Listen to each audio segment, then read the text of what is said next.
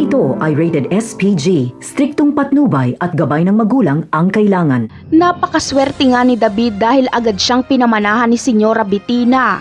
Sa kanya ibinigay ni Bettina ang mga ari-arian at negosyo na para sana kay Pablo. Ngunit baliwala ito kapag magkabistuhan.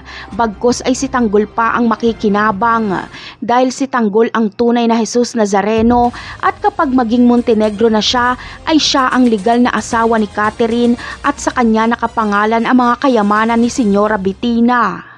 Samantala, ikikwento ni Catherine sa kanyang lola na demonyong tao si Jesus dahil sinasaktan siya nito. Pero imbis na kampihan ng kanyang apo ay si Catherine pa ang sinisi ni Bettina. Ayon sa matanda ay si Catherine daw ang may pagkukulang kay Jesus bilang asawa. Mas mahal pa ni Bettina si David kesa sa sarili niyang apo.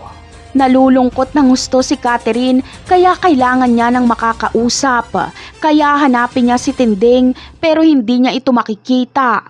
At dito ay mapag-aalaman ni Catherine sa ibang katulong na nakakulong sila Tinding sa kulungan ng kabayo at si Senyora Bettina ang may pakana.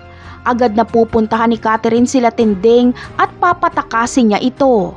Si Catherine ang dahilan kaya makakatakas sila Tinding.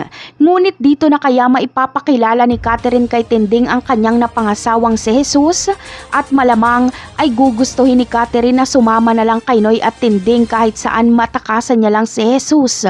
Aalis na kasi si Noy at Tinding sa impyernong bahay ng mga kabalyero. Napakarami pa nating dapat abangan sa mga susunod na episode. Paalam!